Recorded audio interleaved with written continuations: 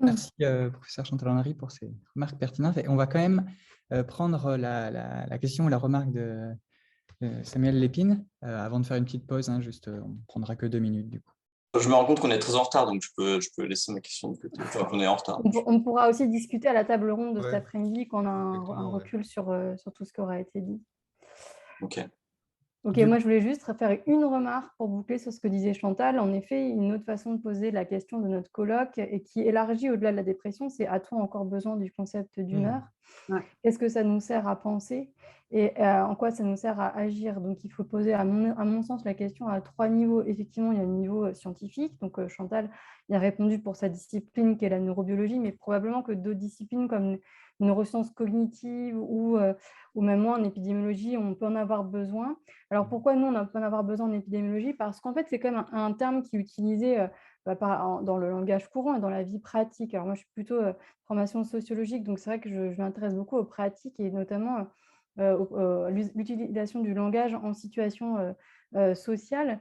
Et donc, quand même, ce contexte d'humeur, il me semble, alors là, je ne m'appuie sur aucun travaux, mais sur l'observation de l'usage qu'on en fait dans le quotidien, ça sert à annoncer une disposition à l'autre et à annoncer la tonalité de l'interaction qui va avoir cours. Quand on dit « bon, je suis de mauvaise humeur aujourd'hui », c'est pour dire justement qu'il ne va pas falloir être trop exigeant avec nous. Et donc, on annonce en fait une série de dispositions de à quoi on est prêt, qu'est-ce qu'on va pouvoir produire comme qualité d'interaction à ce moment-là. Et au contraire, on peut aussi l'utiliser dans « je suis de bonne humeur » pour justement comme volonté d'entrer en contact, de faire des choses, etc.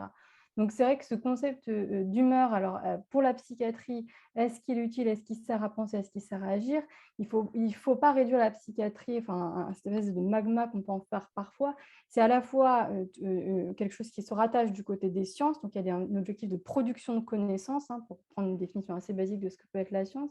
C'est aussi un soin, c'est-à-dire une modalité d'interaction, alors au niveau microsocial, c'est une modalité d'interaction, le soin, mais au niveau aussi macrosocial, c'est une capacité à réguler en fait le normal et le pathologique. Et puis, dans un troisième sens, c'est aussi la pragmatique du langage. Donc, qu'est-ce qu'on en fait quand on dit qu'on est de bonne humeur ou de mauvaise humeur? Donc, effectivement, la question de la pertinence du concept d'humeur, elle outrepasse en fait.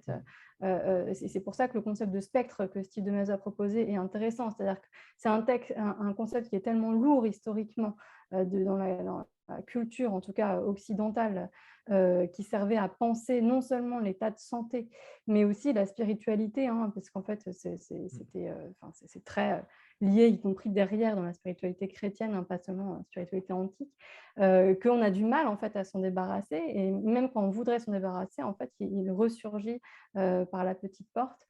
Et donc, tout ça pour dire qu'effectivement, on n'a pas fini de parler de l'humeur, que ce soit en psychiatrie ou même que ce soit plus largement dans la société. Donc, comme l'a dit Christophe, ça serait bien qu'on fasse juste 2 minutes de pause et puis après, on va enchaîner avec la présentation de Fabien Vinquier, que je présente un peu pour teaser. Donc, Fabien Vinquier est professeur de psychiatrie à l'université. Pardon. Ah oui, non, pardon, c'est Céline Bayens, excuse-moi. Oui, vas-y. Petite, oui, voilà. Je présente Céline pour teaser. Oui, alors bon, je prends une petite minute pour présenter ce professeur Céline Bayens, qui est donc professeure d'université en psychologie clinique à l'université Grenoble-Alpes et directrice de la structure fédérative de recherche santé et société. C'est vrai que d'un point de vue personnel, hein, je suis vraiment particulièrement honoré de recevoir le professeur Céline Bayens parce que, en fait, j'ai pu suivre et lire, on va dire dans l'ombre, mais de près, ses travaux et évolutions multiples de ses travaux pendant mes études de médecine où j'étais à Grenoble, où le professeur Céline Bayens s'exerce. Donc, c'est vraiment un honneur pour moi de la rencontrer en virtuel, mais on va dire en vrai. Et notamment, on pourrait être particulièrement touché par l'aspect pragmatique et vraiment tourné vers le soutien des patients de ces recherches. Donc, en fait, sans se détacher des conceptions conceptuelles ou des autres états psychiques mentaux, le professeur Céline Bayens et son équipe ont su proposer des approches thérapeutiques, donc, qui, comme on l'a vu avec les présentations précédentes, ont tenté de rapprocher émotions avec d'autres états comme l'anxiété, difficultés cognitives, mécanismes de régulation. Voilà, donc c'est vraiment un grand plaisir que nous vous écoutons donc après les 2 minutes de pause pendant 30 minutes. Voilà, donc on se donne rendez-vous à 41, très précisément, si cela vous convient.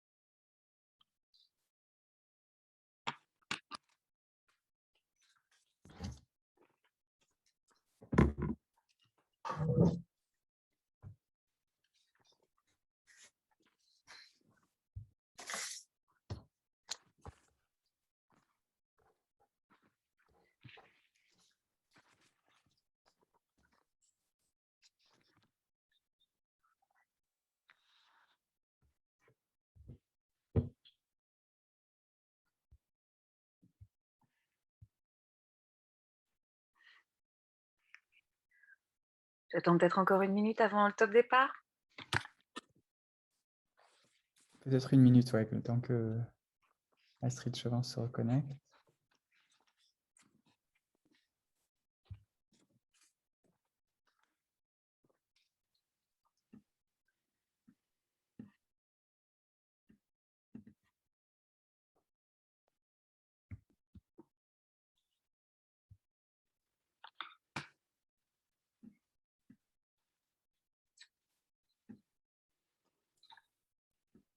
Bon, je pense qu'on va, si vous êtes prête, on va commencer, je pense.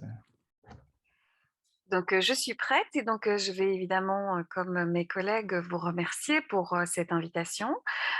C'est difficile de parler après nos 2 collègues qui ont puisé très, très fort dans le sujet, notamment de l'humeur, des émotions, de l'humeur basse. Je vais prendre sans doute un virage un petit peu différent par rapport aux présentations différentes, les présentations précédentes. Est-ce que je vais essayer peut-être de vous présenter alors des modèles qu'on a en psychologie clinique avec une orientation qui est la mienne, c'est-à-dire, alors on pourrait dire de psychologie clinique de type cognitivo-comportemental. J'ai une préférence pour une psychologie, le terme de psychologie clinique empirique, c'est-à-dire que je ne m'inscris pas dans une école, je m'inscris dans une série de données qu'on peut avoir concernant des théories et concernant l'efficacité d'intervention basée sur ces théories. Et donc aujourd'hui, ce que je voudrais un peu partager avec vous, c'est cette idée que la dépression par les psychologues, par les psychologues cliniciens, ou en tout cas certains, elle a été considérée soit comme un trouble émotionnel, et on trouve ce terme dans la littérature, de emotional disorders, et on a la dépression, on va trouver aussi d'autres troubles, et on va en parler dans un instant. Mais ce que je voudrais essentiellement aussi développer, c'est l'idée que ce ne soit pas simplement un trouble émotionnel, mais peut-être un trouble de la régulation émotionnelle. Et de ce que j'ai entendu aussi, on pourrait avoir peut-être un intérêt sur cette question, notamment sur le fait que certaines humeurs, certaines émotions, certaines manières de réagir prolongent nos émotions, quitte à ce que ça s'appelle éventuellement des humeurs. Et on va parler à la fois de comportement et à la fois aussi de cognition. J'ai entendu tout à l'heure parler de rumination mentale. Bien, ces ruminations mentales, c'est un de mes champs d'intérêt en clinique et en recherche. Et donc, je vais essayer un petit peu d'illustrer ce que l'on connaît à l'heure actuelle de ces ruminations mentales comme peut-être une manière un peu parfois dysfonctionnelle de réguler nos émotions. Alors, je ne vais pas trop discuter en fait de la dépression comme trouble émotionnel. Je vais peut-être vous parler de certains modèles qu'on a eus, notamment ce qu'on appelle les modèles tripartites, hein, qui ont été développés par Clark et Watson. Et je reviendrai aussi peut-être sur l'intérêt de ces modèles initiaux, donc au début des années 90, notamment parce qu'on a déjà parlé un peu du lien qu'il pourrait y avoir entre la dépression et d'autres formes de difficultés émotionnelles, notamment les troubles anxieux. Et Clark et Watson, déjà au début des années 90, en fait, ils ont essayé d'essayer de déterminer ce qui pouvait être spécifique à la dépression et ce qui pouvait être aussi commun avec d'autres difficultés telles que les difficultés anxieuses. Et donc, ils sont arrivés sur base d'études empiriques, hein, une sorte de modèle assez simple. Il dit, finalement, on a quelque chose qui est particulier à la dépression, qu'on retrouve moins dans l'anxiété, c'est cette diminution des affects positifs. D'accord. Alors, les psychologues, ils parlent parfois d'affect, ils parlent parfois d'humeur, ils parlent parfois d'émotion. Et certains, d'ailleurs, vous disent, peu importe le terme qu'on utilise, finalement, on est dans les troubles affectifs ou dans la régulation affective et on mélange un peu le tout. D'accord. Et donc, je vais sans doute moins pousser un petit peu ici cette distinction conceptuelle entre affect et émotion. Donc, affect positif, moins d'affect positif serait vraiment caractéristique de la dépression. Et puis, quelque chose qui serait partagé notamment avec les problématiques anxieuses, c'est une augmentation des affects négatifs. Et l'anxiété serait spécifiquement caractérisée par une hyperactivation, quasiment une hyperactivation physiologique. Et on a aussi entendu tout à l'heure des possibilités de distinction, hein, peut-être sur base de ce niveau d'activation. Alors, si on regarde la suite des travaux de Clark et Watson, ils ont aussi essayé de spécifier ça un peu plus en termes d'émotions. Par exemple, quand on regarde sur les affects négatifs, ce n'est pas n'importe quel affect négatif qui semble être commun aux problématiques dépressives et anxieuses, c'est la notion de peur qui semble être commune. Tandis que d'autres affects négatifs semblent plus spécifiquement liés à la dépression, comme la tristesse, on en a déjà parlé, la culpabilité, on en a aussi entendu parler dans les présentations précédentes. Et enfin, ce qu'ils appellent affect positif, c'est ce qu'eux ont nommé cet aspect de jovialité. Disons que c'est la capacité à pouvoir bénéficier d'une satisfaction de situations positives. Donc ça, c'est un modèle, un modèle où on a eu pas mal de recherches aussi sur un peu le type d'émotion qui serait prédominante dans un cas, dans un autre, le type de traitement d'information particulier qui mènerait à certains types d'émotions. Et donc, c'est peut-être pas sur ce domaine que je voudrais me centrer. Oui, j'avais oublié ceci, en fait, donc de nouveau dans la suite des travaux un peu plus récemment. Si vous regardez, on a aussi essayé de catégoriser, en fait, des types d'émotions. Alors ici, avec une notion de distress en anglais qui est beaucoup plus large que tristesse, hein. C'est vraiment ce qu'on appellerait une détresse émotionnelle, d'accord, mais qui serait plutôt liée à la dépression, tandis que la peur serait plutôt liée évidemment à des phénomènes de panique, d'anxiété sociale, d'anxiété généralisée, etc., etc. Donc, on a un peu cette idée qu'il y aurait quelque chose quand même de spécifique à cette dépression. Il y aurait aussi des points communs, et on y reviendra à la fin de l'exposé, sur les possibilités de pont entre différents diagnostics. Et peut-être que ces ponts, on peut les comprendre quand on a moins une approche diagnostique et peut-être un peu plus une approche un peu fonctionnelle des troubles. Et c'est ce que je voudrais un petit peu essayer de développer maintenant. C'est-à-dire qu'une des propositions que je voudrais vous soumettre pour discussion, c'est de dire, finalement, est-ce qu'on ne pourrait pas envisager aussi la dépression, si tant est que la dépression existe, hein, comme un trouble de la régulation émotionnelle. Alors en psychologie, les régulations émotionnelles, c'est un terme très très large dans lequel on va pouvoir trouver une multitude de définitions. Les définitions les plus courantes et assez globales, c'est l'ensemble des processus par lesquels les individus peuvent influencer les émotions qu'ils ont, quand ils les ont, comment ils vont les ressentir et comment ils vont les exprimer. Donc, une autre définition de Phillips et Power, ça peut être les processus, c'est l'ensemble des processus impliqués dans la reconnaissance, le monitoring, donc la surveillance, l'évaluation et la modification de nos réactions émotionnelles. Et cette idée de régulation émotionnelle, je la trouve particulièrement prégnante dans des modèles de la dépression. Et donc, je vais particulièrement me centrer, peut-être que ça fera sans doute aussi peut-être le lien avec la présentation subséquente, et je parlerai peut-être un peu moins de motivation. Je vais me centrer sur un peu la description de ce qu'on appelle les modèles comportementaux de la dépression, qui paradoxalement, vous allez le voir, peuvent être des modèles très cognitifs de la dépression. Alors, je vais de nouveau essayer de montrer le contexte un peu général de ces modèles. On aura l'occasion, si vous souhaitez, de discuter de ça un peu plus en détail. Pardon. Donc, dans ces modèles, la façon dont on conceptualise la dépression, c'est de dire que souvent dans les premiers épisodes dépressifs, alors je souligne premiers épisodes dépressifs, parce qu'on sait qu'on a moins d'influence du contexte au fur et à mesure des rechutes dépressives. Mais en fait, on peut avoir une série d'événements de vie, des événements de vie aigus ou une série d'événements difficiles. Ça peut être des difficultés familiales, ça peut être des difficultés professionnelles, où on se retrouve dans des situations un petit peu difficiles.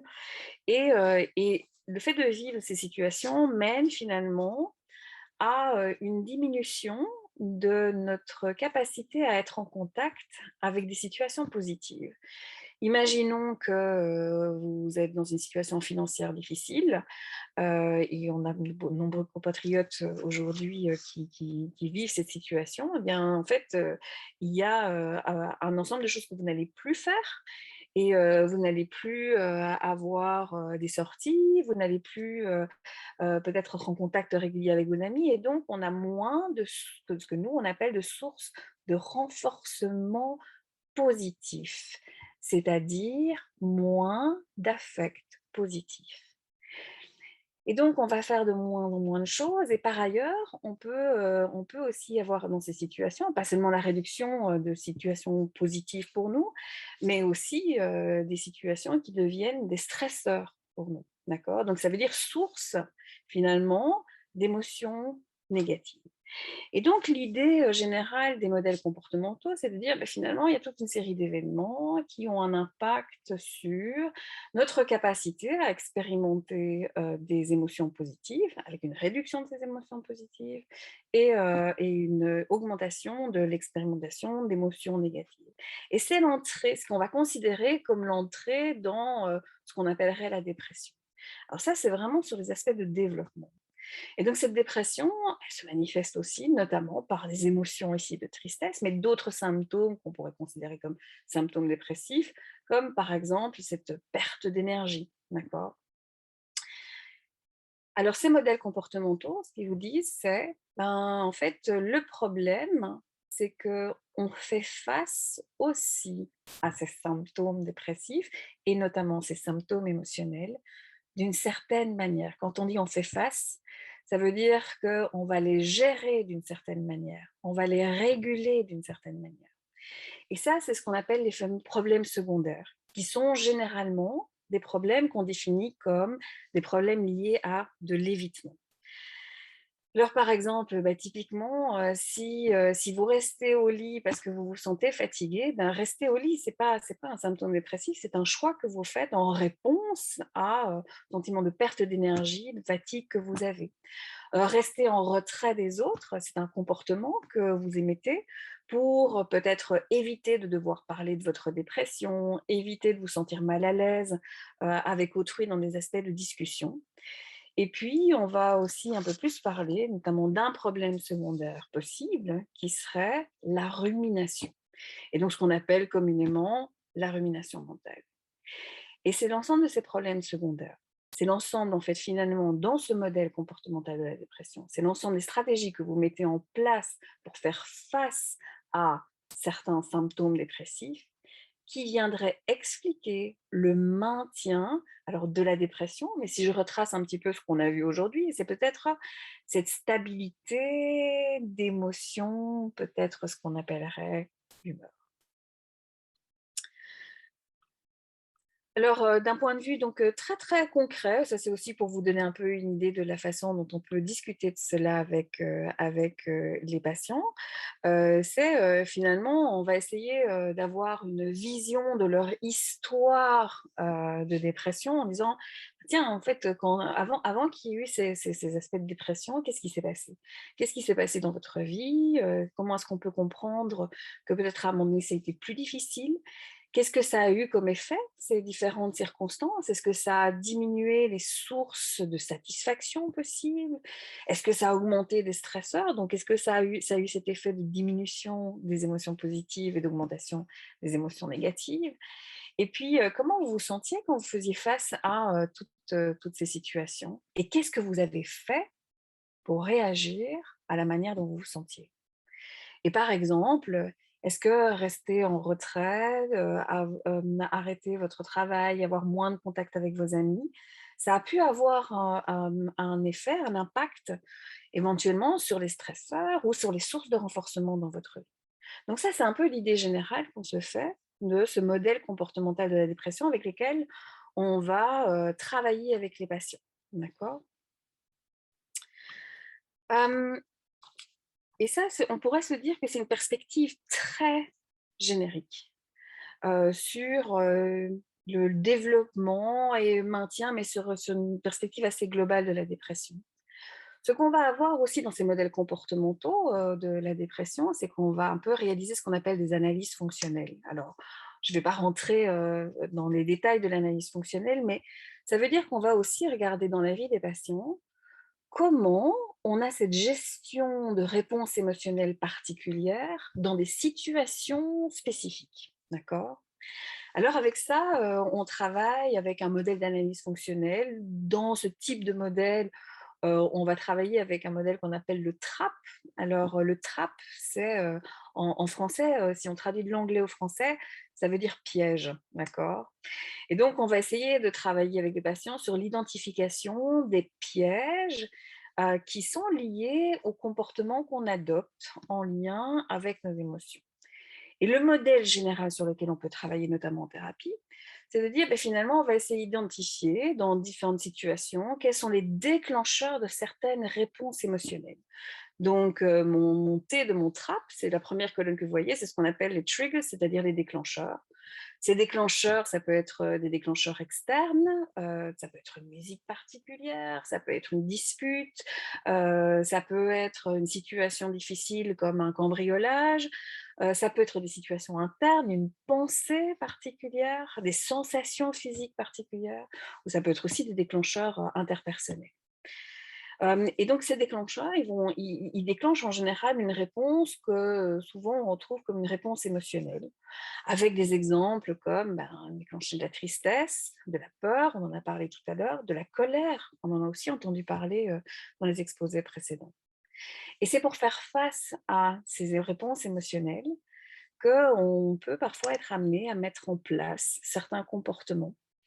Et donc ça, c'est ce qu'on va appeler le avoidance pattern, c'est-à-dire en fait le pattern d'évitement, dans lesquels on retrouve en fait des choses qu'on connaît assez bien, même si on n'a pas forcément souffert de dépression, hein, c'est procrastiner. Quand quelque chose nous semble un petit peu difficile, un peu une sorte de challenge dans lequel on ne se sent pas forcément compétent, on va remettre plus facilement à demain. Et ça, c'est sans doute un des comportements qu'on adopte pour essayer de se soustraire à des émotions négatives. Il en est de même aussi pour le détachement, voire le détachement émotionnel de certaines situations. Alors, vous voyez que j'ai mis aussi un troisième exemple, certains symptômes dépressifs. Alors, ce n'est pas à proprement parler des symptômes dépressifs, mais peut-être ce qu'on peut parfois considérer comme des symptômes dépressifs. Donc, je vais donner un exemple. On a souvent des patients qui se blâment pour toute une série de situations. Et donc, ça veut dire qu'on peut avoir une situation difficile à la maison, les enfants qui décrochent un petit peu au niveau scolaire et les patients qui enchaînent en disant: «Beh, finalement, c'est certainement de ma faute, c'est parce que je ne suis pas assez présent ou présente, je ne les suis pas assez, j'ai pas l'énergie, mais en fait, ça commence à avoir un impact sur ma famille». Et donc, ça, c'est toute une série de symptômes qu'on pourrait considérer comme le blâme de soi. Ça peut être aussi le blâme d'autrui.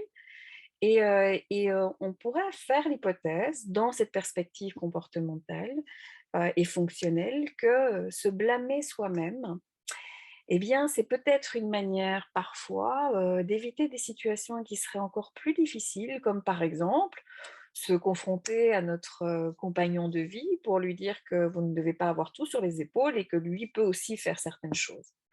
Et donc, on a vraiment dans cette perspective fonctionnelle cette idée qu'on peut mettre en place certains comportements qui, même s'ils nous apportent des aspects négatifs, hein, se blâmer soi-même, c'est pas quelque chose d'intrinsèquement positif, nous protègent de quelque chose qui est encore plus négatif.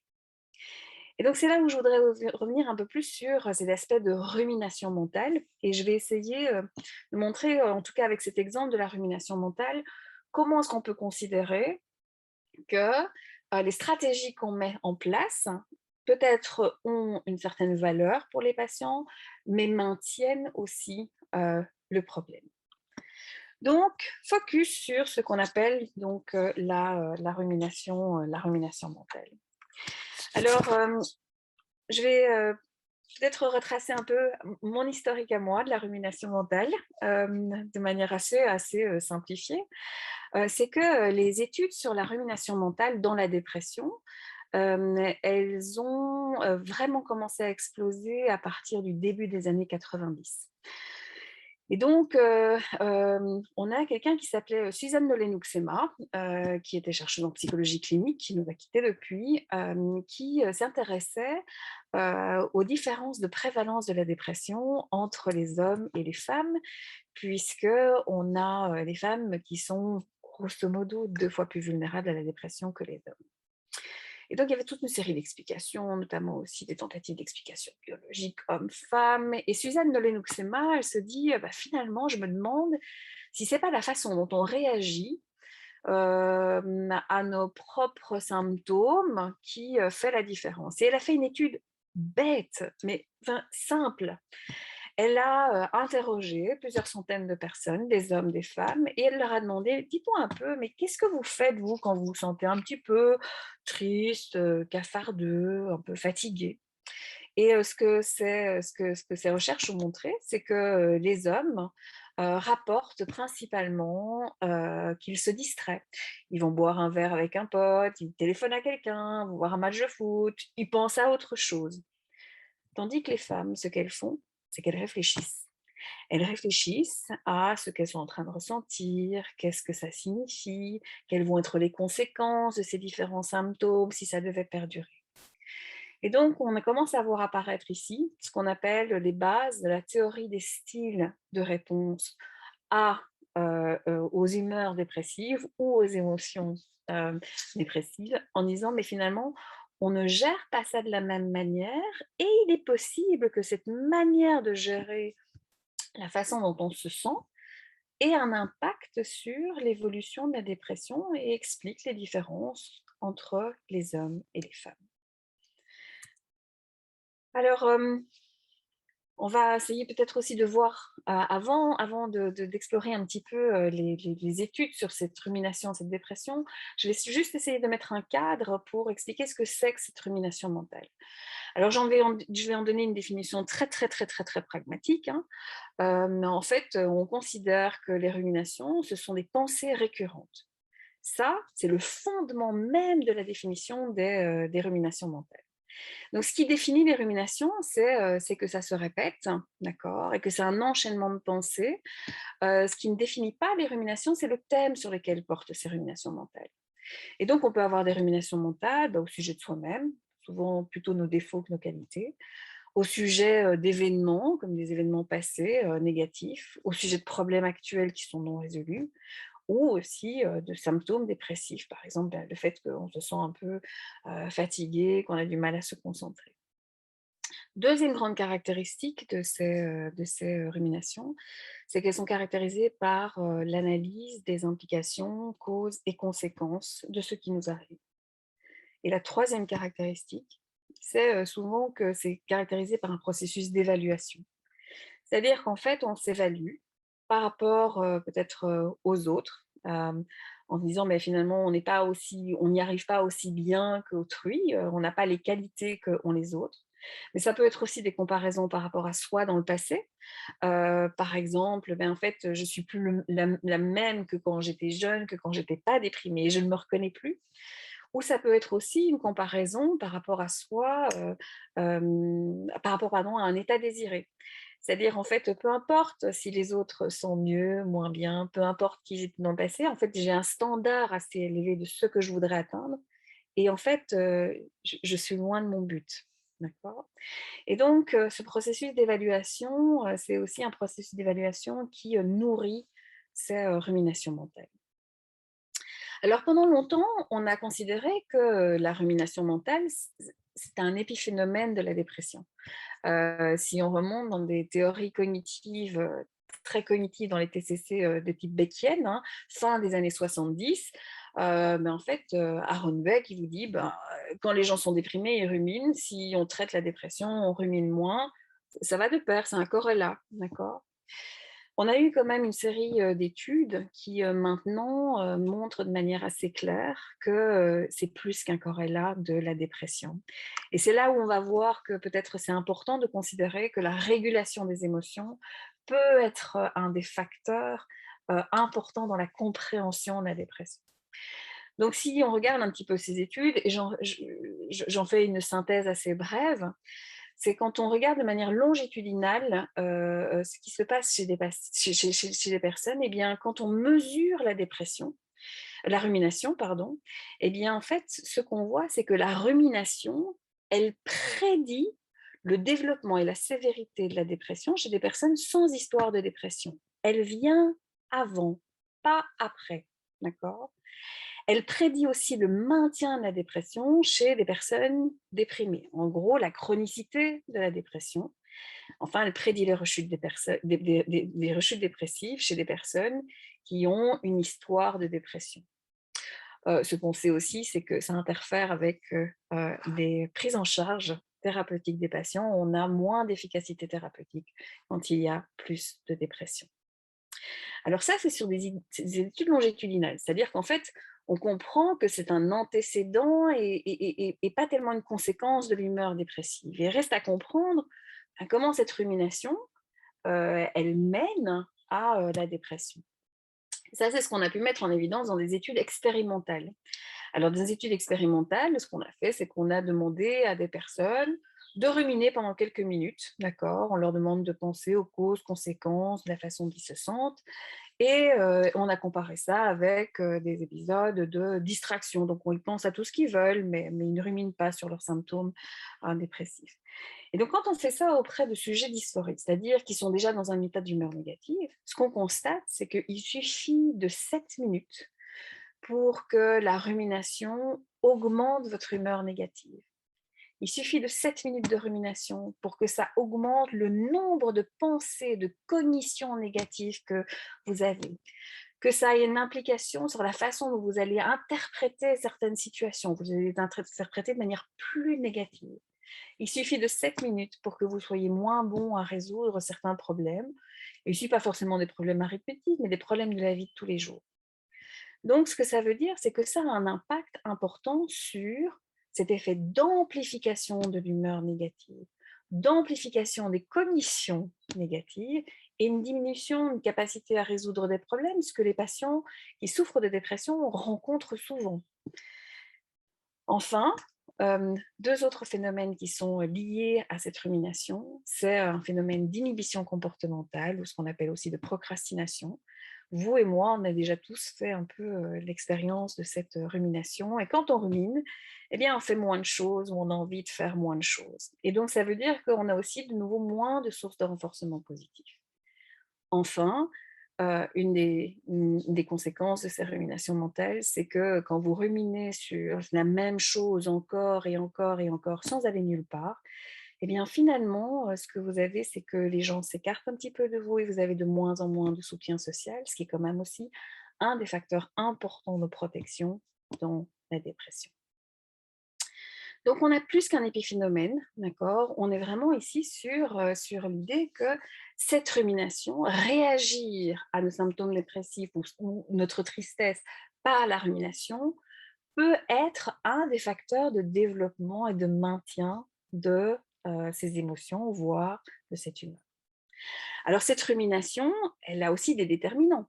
C'est-à-dire qu'on doit essayer de comprendre mais pourquoi est-ce qu'on commence à ruminer et pourquoi ça se maintient.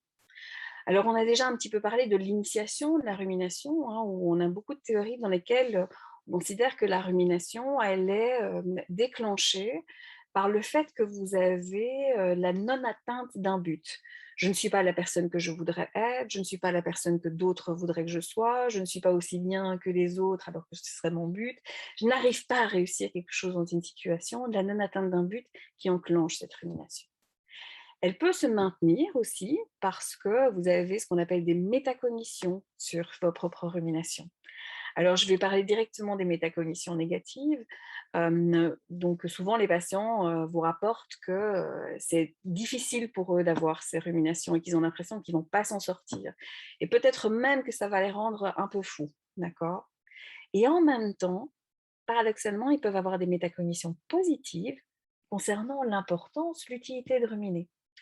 Et donc, je mets ici quelques exemples d'items avec lesquels on peut évaluer ces métacognitions positives, où les personnes peuvent vous dire, par exemple, penser intensément quand même à quelque chose, c'est la meilleure manière de résoudre des problèmes.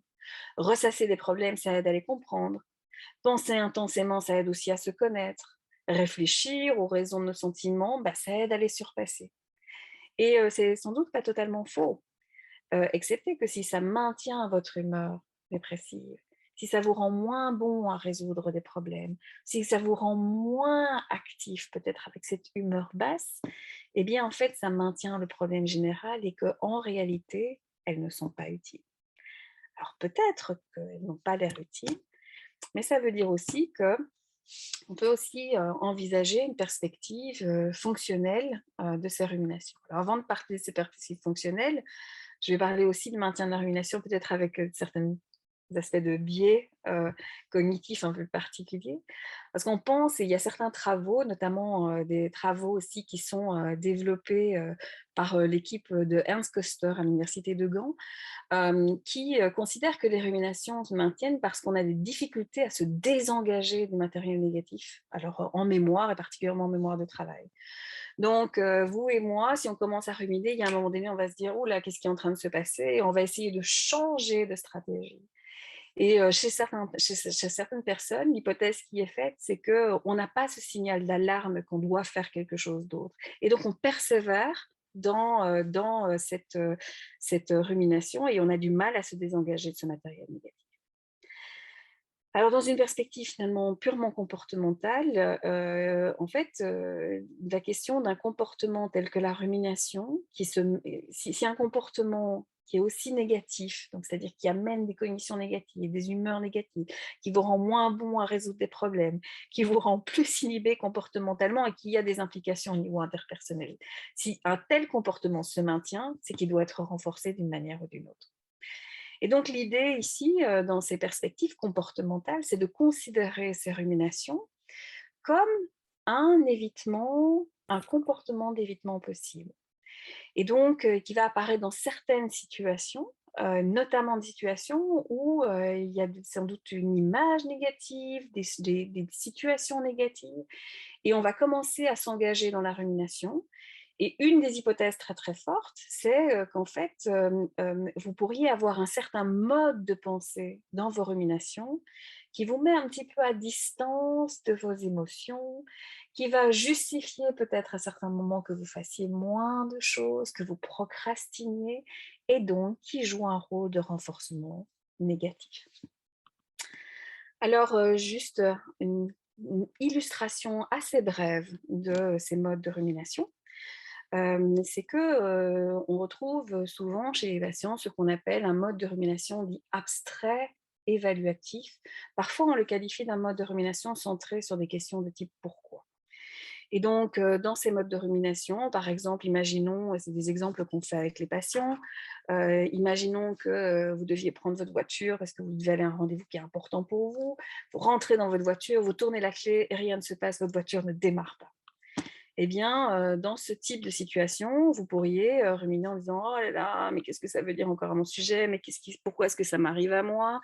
Mais pourquoi est-ce que ça arrive justement aujourd'hui? Mais qu'est-ce qui va arriver si je suis en retard? Mais quelles vont être les conséquences? Mais pourquoi moi ?» Et donc, on a l'ensemble de ces ruminations centrées sur un peu un mode très abstrait, analytique. Vous n'êtes pas centré sur la situation. Vous êtes bien au-delà de cette situation dans votre mode de pensée. Et ça contraste avec un mode de rumination qu'on appelle un mode de rumination concret, expérientiel, où dans la même situation, vous pourriez avoir, par exemple, des ruminations sur « tiens, comment est-ce que c'est arrivé que ma voiture ne démarre pas ? Qu'est-ce qui se passe de manière détaillée quand ma voiture ne démarre pas ? Parce que peut-être que ce n'est pas la même chose quand mon moteur est noyé ou quand ma batterie est plate. Qu'est-ce qui est différent aujourd'hui de tous les autres jours où j'ai démarré ma voiture ? Qu'est-ce qui a mené à cette situation ? Comment est-ce que je peux résoudre le problème de ma voiture ? Et éventuellement, comment est-ce que je peux résoudre le problème de mon rendez-vous ? Et donc, on est beaucoup plus centré sur des aspects de la situation, ici et maintenant. Et donc, ce que les études suggèrent, c'est qu'en fait, on a particulièrement ce mode abstrait de rumination qui est lié au maintien de la dépression, tandis que le mode concret de rumination, lui, est lié à une régulation émotionnelle plus fonctionnelle, d'accord, plus Alors, adaptée. excusez-moi, si cela vous convient, on aurait quelques minutes et on devrait passer à la suite aux Oui, questions. parfait. Ouais. Donc, je termine.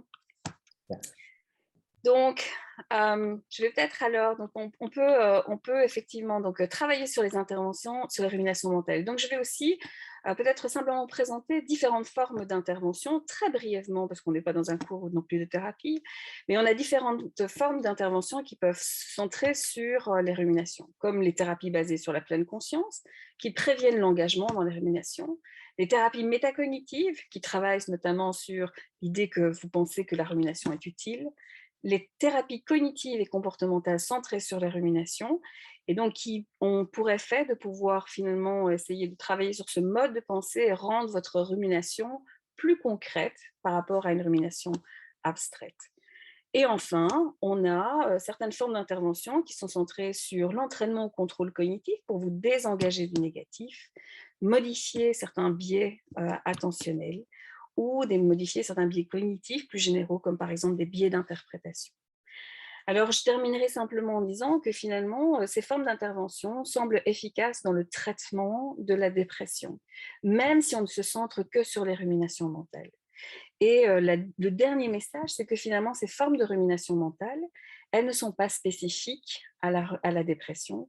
On les retrouve dans un ensemble, soit de troubles comme les troubles anxieux, également on commence à avoir des évidences dans les troubles bipolaires, dans la schizophrénie, ou dans des problématiques plus générales comme par exemple les difficultés de régulation de la colère, ou aussi dans les processus suicidaires. Et donc finalement, on en arrive aujourd'hui à une conception qui est de penser que la dépression, ce n'est pas seulement un trouble de l'humeur ou un trouble émotionnel, mais un trouble de la régulation émotionnelle, et que cette perspective de trouble de la régulation émotionnelle, elle nous ouvre des horizons qui sont bien plus importants que celui simplement de la dépression, en considérant que ces processus, comme des ruminations mentales, sont impliqués dans de nombreux troubles. Et donc, c'est ce qu'on appelle aussi l'ouverture à un processus dit, ou une approche dite transdiagnostique. Et je vous remercie de votre attention.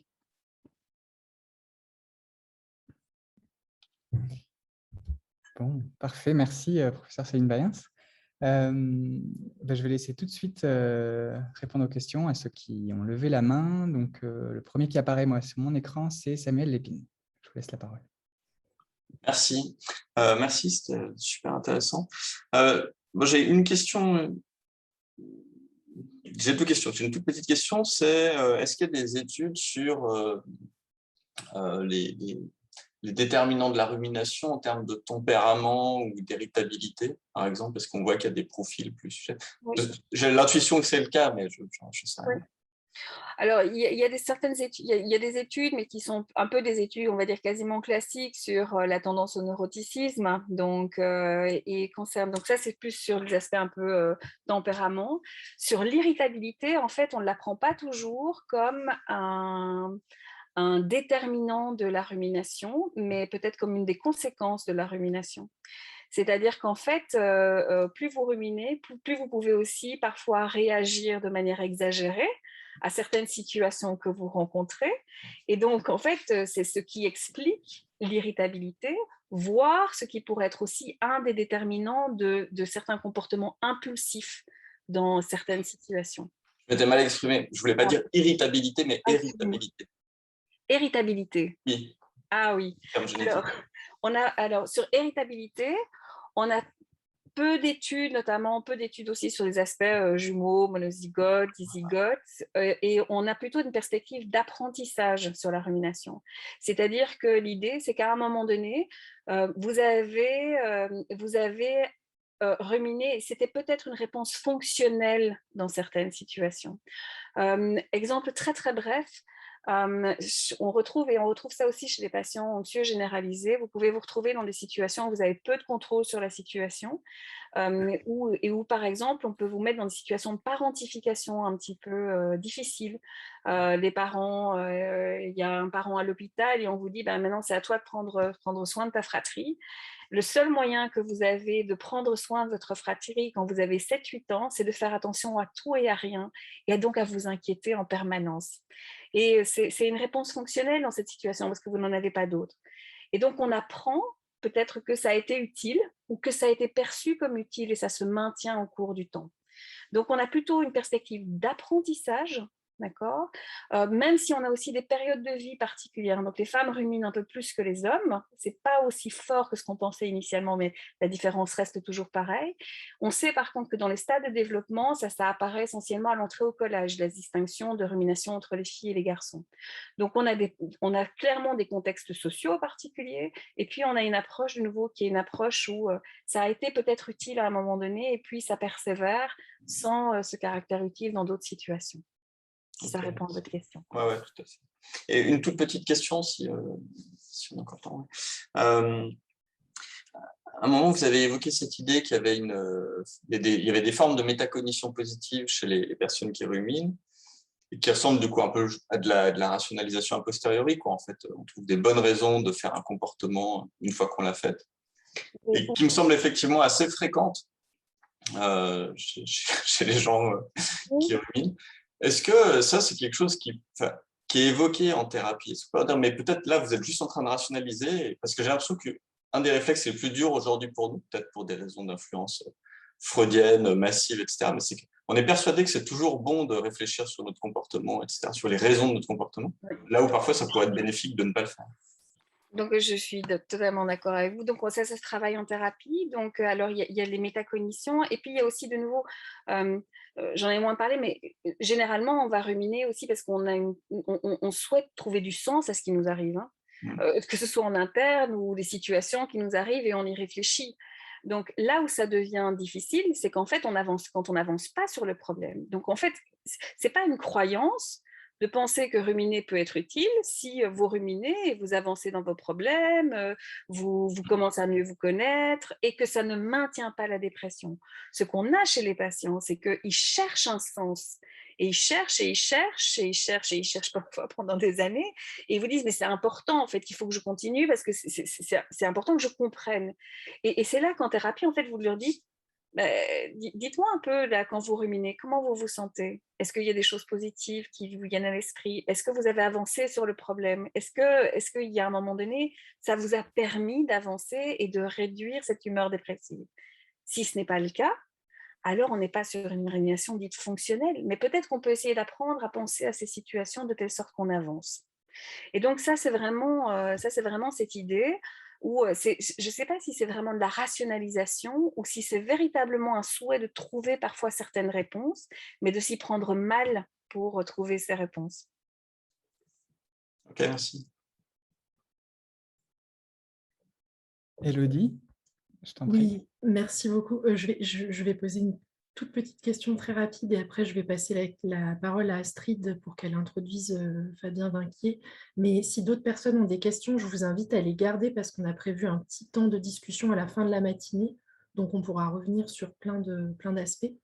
Merci beaucoup pour les 2 conférences qu'on vient d'écouter. Je n'ai pas pu dire merci à Steve de Mathieu tout à l'heure, mais merci beaucoup. Et merci Mme Mayens et merci Samuel Lépine pour vos questions. Donc ma question c'était, vous avez dit que les ruminations, si je comprends bien, la manière d'expliquer qu'elles se maintiennent alors qu'elles ont tant de conséquences négatives, c'est d'y penser comme à une stratégie d'évitement par rapport à des réflexions sur la situation, etc. Et en fait, en lisant sur la dépression, j'ai vu qu'il y avait donc une dimension qui est évaluée, qui est l'alexithymie. Donc le fait de ne pas rapporter, verbaliser ses émotions, voire peut-être de ne pas avoir d'émotions. Et il me semble que dans l'alexithymie, il y a une dimension qui est la pensée dite opératoire, donc le fait de se concentrer justement sur des aspects très concrets des situations, mais qui finalement sont un peu insignifiants ou sans intérêt. Donc je me demandais si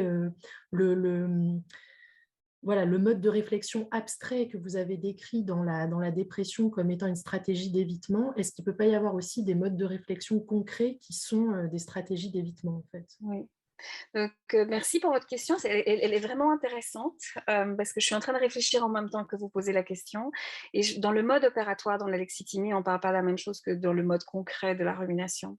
Alors, pour essayer d'illustrer ça simplement, on va dire que chez les personnes qui souffrent d'alexithymie, et en fait, on a une difficulté aussi d'identification des émotions et de verbalisation de ces émotions. Et donc, en fait, on a une sorte de distance émotionnelle. Dans un mode de rumination concret, en fait, c'est par exemple se dire mais qu'est-ce qui a mené au fait que je me sens si mal maintenant?